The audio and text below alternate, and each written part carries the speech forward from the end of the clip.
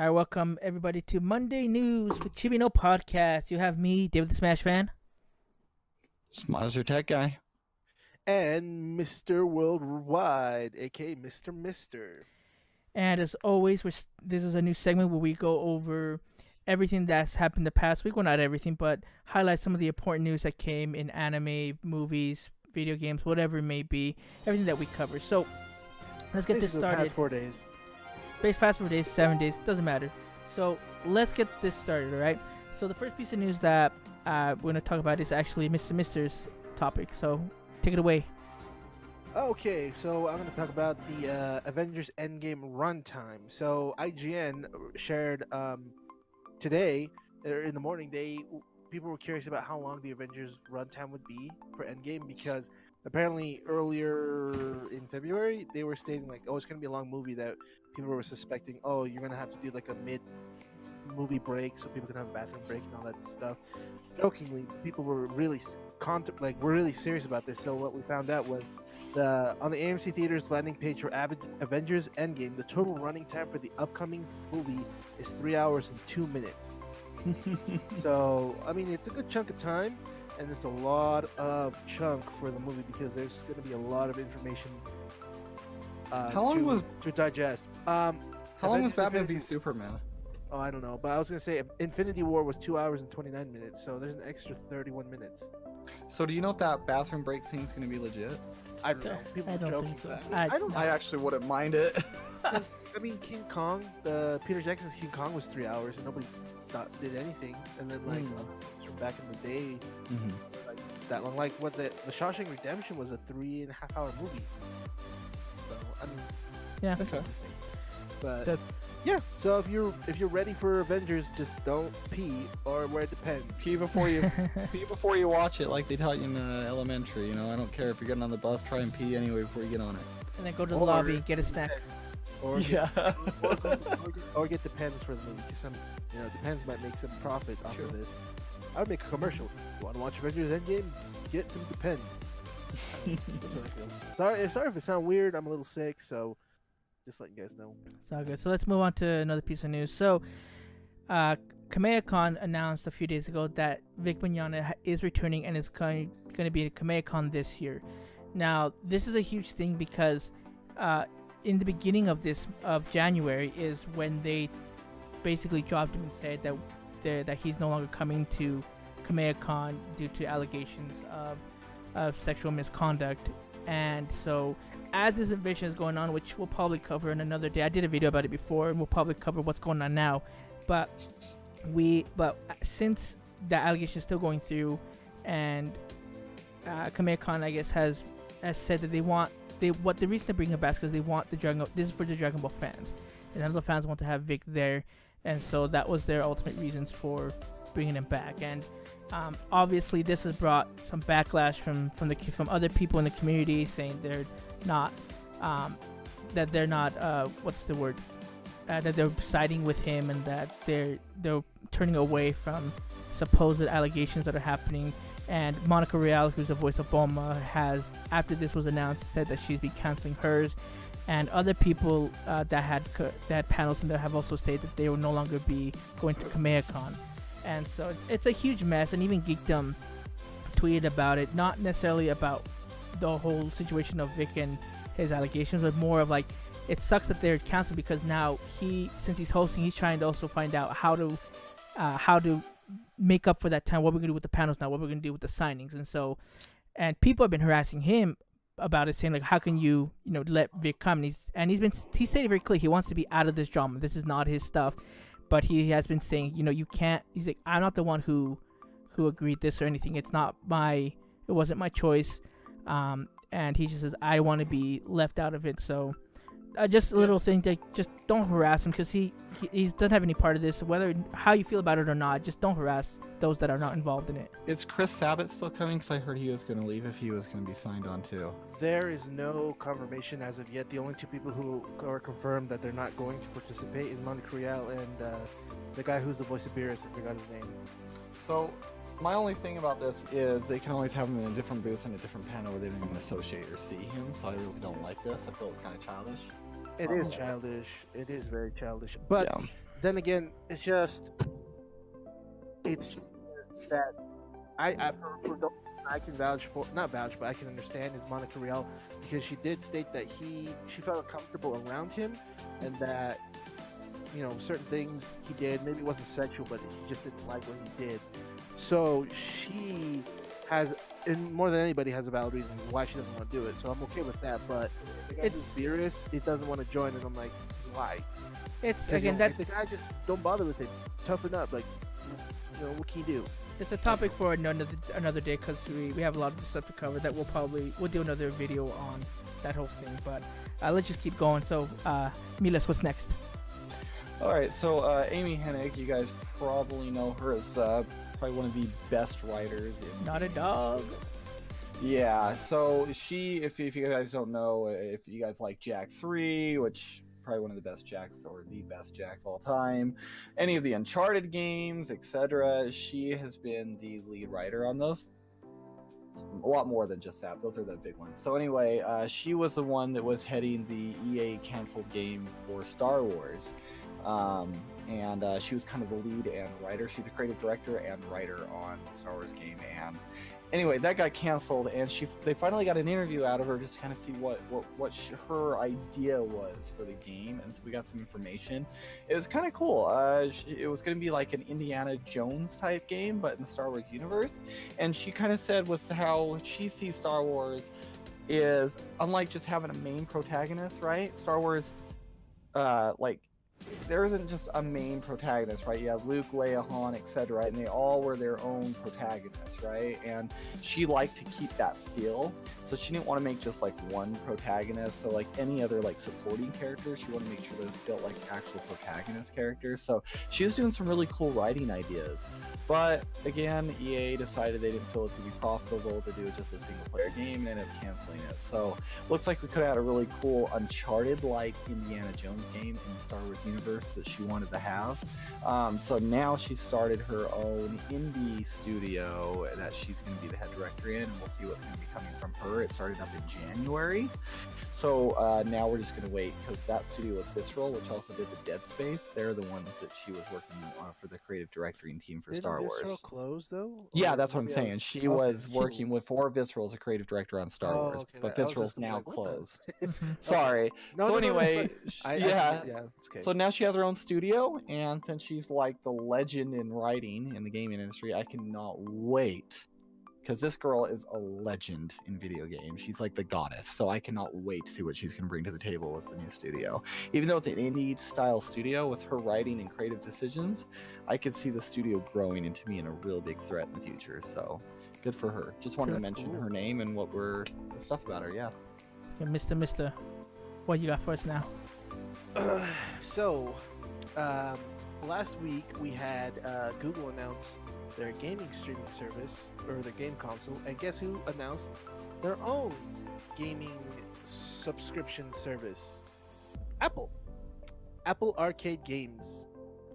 This was announced today. So basically, here's a rundown of what it says.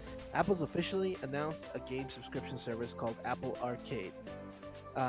Apple Arcade is a single subscription with access to over 100 new and exclusive games, with more to be added. It will be available fall 2019 with 150 countries and regions. So this is basically like your phone games, iPad games, computer games, air quotes. I'm not excited about it. This is like stupid. This is just a cash grab for Apple.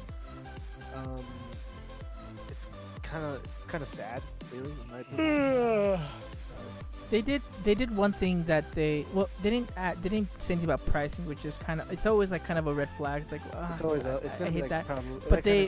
But some of the stuff that they said was like there's gonna have over 100 games, that more games will be added all the time, what it states. And then they said that the difference between this and the Stadia game streaming platform that Google's gonna do is that all the games will be playable offline. And so it's gonna be coming in fall. We'll probably get some sort of announcement soon, maybe around E3, since they're like, hey, E3 games, let's go talk about it there. Yeah. So if you're excited for Arcade, with microtransactions, Arcade, and it's ad-free, guys. So anyway, we're giving you guys news. So if you're excited, great. All right, so let's move on to cool news. My Hero Academia has officially announced that they're working on a second movie. Now, this is really awesome because the first movie, Two Heroes, that they came out with, did very well in the box office, and the mangaka helped write it, and he actually specifically did it so that it would fit the continuity of his manga, meaning that it's in the continuity or canon in his storytelling. I don't know what they're gonna do about this one because this one we haven't had a time jump enough to where they can input it somewhere. So I don't know if this one's gonna be considered, quote unquote canon, or if it's just gonna be kind of like a regular Dragon Ball Z movie, but before Battle of Gods type of stuff. So I mean, I don't know. But I'm excited. This was reported to be before season 3 started, technically in the time frame, right? If I read that correctly. I don't remember. I know it says. I know that the first movie is supposed to be right before season 3 because the first movie started right before they went to the training, in the woods. So this one probably is gonna take place. I don't know. They gave us no information. It's supposed to happen before the events before All for One. This movie, the second movie.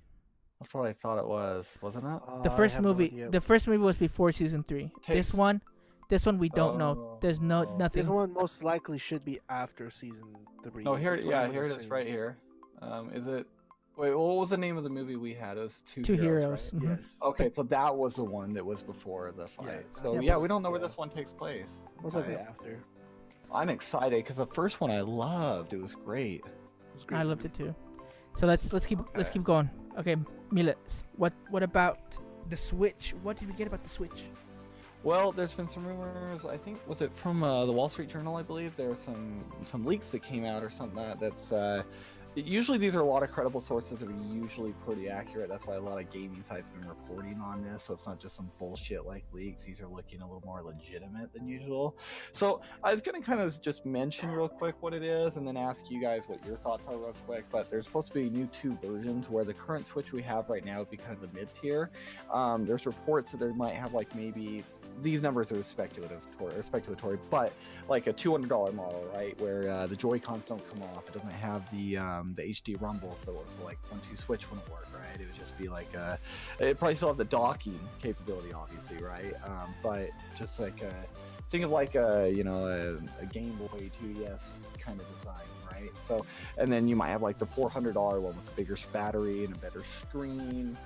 Maybe a D-pad Joy-Con, I don't know, even though we have ours modded. I just wanted to ask your guys' opinion on if this were to come out with a better GeForce Tegra chip, like the newer chips, or if it's more powerful. If it was $400, would you guys upgrade if it was better? Like what's your opinion? Honestly, it'd be pointless for me because it's like what will the better version provide me? Like if it just provided me a better battery life, but that's about it. That's nothing great in my opinion. But for like the marketing for like everybody, like doing a $200-$300, $400, like for the global masses, like what do you think? I don't know. It'd have to come probably straight 1080p in portable mode. Battery needs to be at least a 10-hour battery, and then maybe comes in with a bigger memory, I guess, right off the bat instead of buying. Because I know we had to buy SD cards for it. I mean, because it's only like 16. They're cheap now, But no, the internal memory. Oh, 32 gigs. Yeah, so if it started off like at 64 or 128 gigs right off the bat, I mean, I know that's asking a lot for maybe an extra $400, but I mean, if there's one of those things, I think it would make it great. Sure. What about you guys? Not sure. I just. Oh, go ahead. I said if they have some function that is like mind blowing or whatever, then yeah, I'll get it. But other than that, I like my Smash Switch. I don't want to change that. And if I do buy one, I'm buying another one. I'm keeping my Smash Switch as well. So that's okay. I've been like that with the Halo console, so I feel you. I think the $200 would be really smart for Nintendo. It'd be good marketable for kids and youngers. I think that would be profitable, just like the 2DS was. The higher end one, I don't think would sell as much, but I think this gig, I kind of agree. Like 10 hours is a bit extreme, especially for the power. I'd imagine a 2-hour boost, maybe an hour and a half, somewhere around there. Was at least 64 gigs minimum to 128 would be awesome. Yeah. A little bit better screen, 1080p. I agree with that completely. maybe be able to handle something like the Breath of the Wild where it has to be pegged down to 900 and there's some jaggies and slow down in the the village or the forest part and stuff like that. But other than that, yeah, it's a cool idea. I don't know how necessary it is, but you guys know me. I would pick up the $400 one, some beast mode one. So I'm all for it, but it's not necessary. True. All right, we're almost running out of time, so we got to go through these last two pieces quick. So, next piece of news is there's a controversy that's been going on in the Smash community. So, there's always been an issue with people being either disrespectful or they're being sexist or lots of stuff in the Smash community. But the hit the fan when this guy named Taman, which I don't even know who he is. Like he's a Smash player, but I've never heard of him. Nobody. He's just a nobody. But basically, he went on Twitter and he outed or he said that he wants to quit the scene because of stuff that's been going on that he can't overlook anymore. And one of the things that he said was one of the top Smash players, Ally, he said that he was involved in a relationship, in an illicit sexual relationship with a person 11 years his younger. Now this guy is 28, and so the person 11 years old would be 17 at the time. He also said that there's another Smash player called Static Manny. He said that he was a sexual predator and that he had been asking underage girls for sexual favors. And so this thing blew up on the Smash community, and it's been bad because I'm not gonna name the person who's underage, but he named him in the tweet, and a lot of people are like, that was just bad taste. You don't want to out the victim unless the victim says something. If that's the case, of that, without really revealing their name, this person is very effeminate when they present themselves, but I don't think anybody knew what their sexuality was, so it kind of they outed him. Yeah, and so it kind of sucked, and I'll put the link in the description. You can follow what has been going on, but it's just been a huge mess, and people have taken sides. There's been a lot of people saying there's been misunderstandings or even stuff that's been falsified and they've have screenshots of all this stuff. So I mean, if you want to follow it, I'll have it in the description below. But it really sucks that this is hitting the fan now. I mean, we want to better the community, but whether this does it or not, or it brings light to what needs to be done, is still up for debate of if this was good or bad. So just wanted to talk about it, and hopefully this gets resolved. But yeah, Smash community is going crazy. So it's kind of like another Vic kind of situation, but in the Smash community. Not the same, but you know what I mean. Like another controversy because apparently both parties were consensual, but it was just the age that was not good. But yeah, that's just a lot of no-nos right there. But yeah. Okay, final piece of news. This happened today, Miles. So tell us what happened today. This is gonna be a quick thing of news. So Sony finally had their State of Play. Is that what it's called? State of Play. Yep. State of Play. Yeah, it's kind of like their idea of the Nintendo Directs. It wasn't really that good, but if you're a VR owner, it's probably great for you. The story trailer to Days Gone was really cool. I'm more excited than ever on that because all I've seen is gameplay. Now I actually got story to it. A couple of cool VR ideas, but overall it's just kind of, it was whatever. So maybe they'll release some more bigger State of Plays later. So I don't know. They're gonna do it like Nintendo Directs. The Iron Man, when I was watching it, I wanted the Iron Man to be like an actual like game, and it was a VR one. And like I said, I don't have VR, but it doesn't really interest me too much. So I mean, if you have VR, great. I hope the game does well, but I don't know of any like intense VR games that people are like, oh, this is like amazing. Again, most of I see party games. They had that Five Nights at Freddy VR, so maybe it'd be more scary. That was scary. That was awesome. I mean, Resident Evil 5 looks scary. It was like that. That one was cool in freaky. VR, dude. That freaked me out when I played that. Oh my gosh. But that's like one out of like hundreds of games that they've made. So hopefully they had that one game. Do you remember the name of it? Was that one had it looked like that mob game? It looked like a full-on game for once in VR. That story mode one. That was kind of cool, but we don't have the VR. Like I sold mine, but anyway, it's kind of cool for people that have it. That's true. Any last things, Mr. Miles?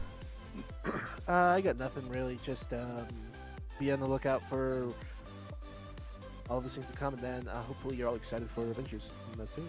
Oh, in days we might have a super special episode coming soon for Dragon Ball. Yes. So look out for that. Thanks so much for listening. Thanks for everyone who's liked and subscribed to us. Please like the video and comment. Shout outs to Mr. Mister's other podcast, the Geeklopedia podcast. Listen to that. And signing off, this is David the Smash Man. Miles, your tech guy. Mr. Mister. And this is Chibi no Podcast.